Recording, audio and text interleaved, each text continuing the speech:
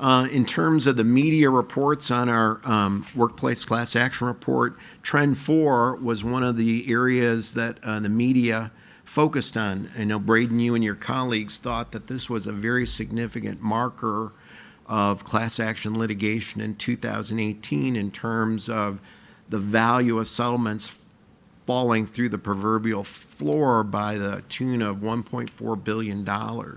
What we do is on a daily basis track every settlement in federal and state court in one of 5 categories, either employment discrimination, wage and hour, ERISA, government enforcement litigation, or statutory employment law claims such as workplace antitrust or Fair Credit Reporting Act claims.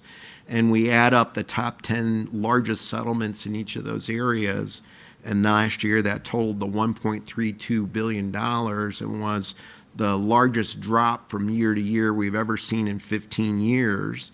And I think that one way in which to view those numbers is Dukes v. Walmart, which created the higher barriers to certify a case, which is the same way as saying monetizing a case, along with the defenses that employers could invoke based on the Epic Systems case to keep cases out of the courthouse, to force them into arbitration on an individual basis, took hold and had the impact of employers being able to face down these multi-gajillion-dollar demands and settle cases for significantly lower dollars as compared to past years. My prognostication for 2019 is that settlement values, more likely than not, will go down again because of those twin pillars that the defense bar and employers can invoke to defend themselves in these sorts of cases. Next slide, please. Page 27 broke down the areas in those 5 categories, and no category was up. All 5 categories were down. The biggest decrease was in the ERISA area, over $614 million. Also, government enforcement settlement numbers fell through the floor, more so than any other year. So although the EEOC filed more lawsuits in terms of monetizing those lawsuits and settling them, they did so at lower numbers. So I think this is an area that will be watched. This is good news for employers. I think this trend probably will hold.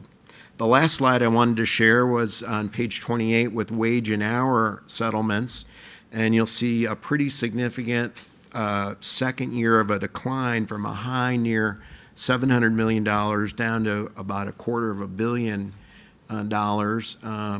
There is a theory that most of the industries that had problems have already been sued and those settlements have occurred, and there's not much to sue over. I don't subscribe to that particular theory. I think the theory that I subscribe to is employers are doing a much better job at compliance, and now with Epic Systems, that's driving settlements lower. That being said, 3 days ago, there was a settlement announced in the state of California for a $130 million wage and hour settlement. So those cases are still out there, but I think, again, the trend will be lower declining numbers in 2019. The last trend I wanted to show you was page 29, and that was government enforcement numbers, and that was probably the most dramatic drop that government enforcement litigation had ever seen.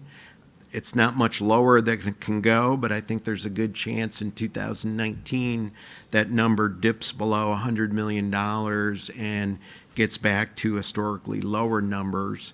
I also think in 2019 we'll probably finally see the president's complement of nominees to undertake leadership positions at the agencies in Washington finally being approved and being able to carry out their agendas.